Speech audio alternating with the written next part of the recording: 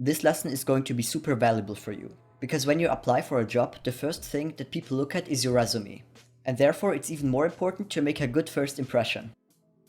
There are probably lots of other people who are applying for the same position, so you need to differentiate yourself. And of course, the contents of your resume are very important too. But by supporting your resume with a good visual appearance, you can significantly increase your chances. I looked at a bunch of real resumes and saw that most of them look like this, and the better ones look like this.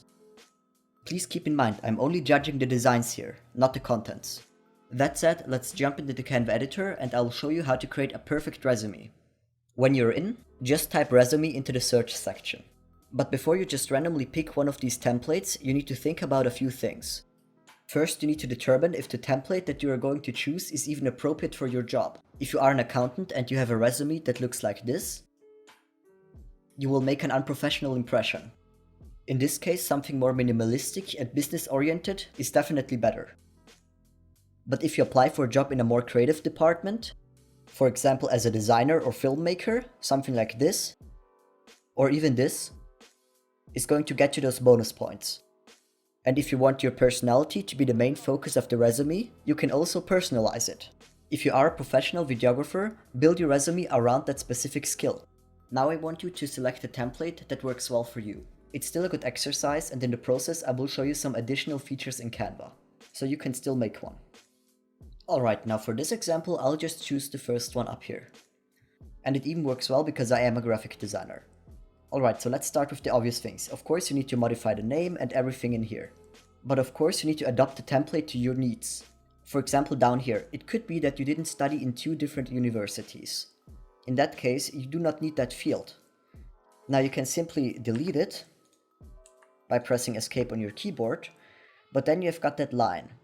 And maybe you can use the space for something else, but in this case we want to make the line shorter, so let's just zoom in and make the line a little bit shorter.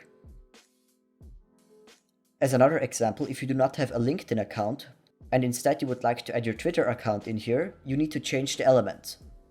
For that, just go to Elements, search for Twitter,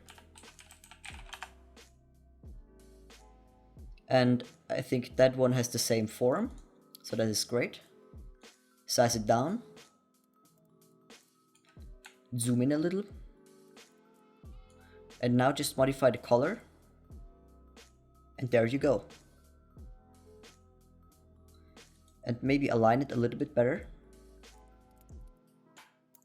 And then you can just delete the icon underneath.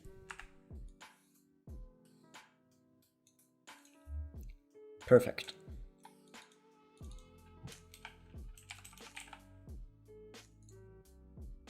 Alright, I think you got the concept of editing things. And of course you can just change the photo here by simply uploading one from your PC. And you can even change the color scheme by clicking on the element, unlocking it. Always if you see a lock, the element is locked, so you need to unlock it first.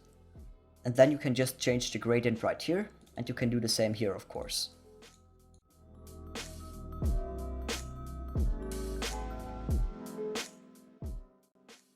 And maybe we can fill up this empty space by just making this a little bit larger.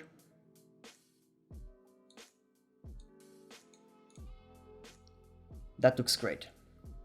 Now let me just tell you, there are a few templates that are a little bit more difficult to edit.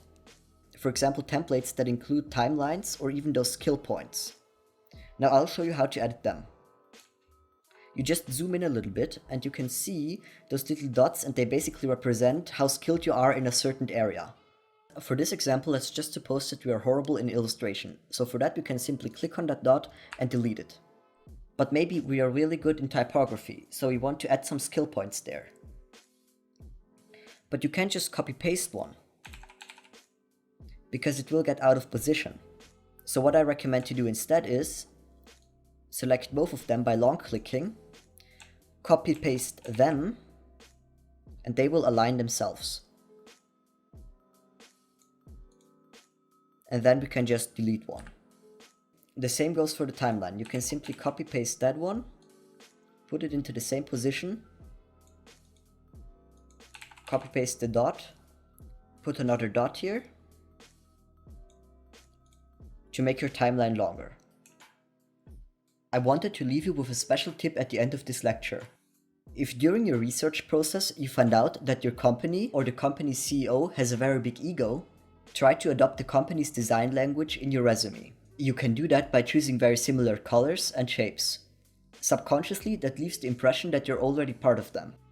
My mentor told me this trick, and I actually have some friends that tried it out and it worked great for them. So I hope it will help you too.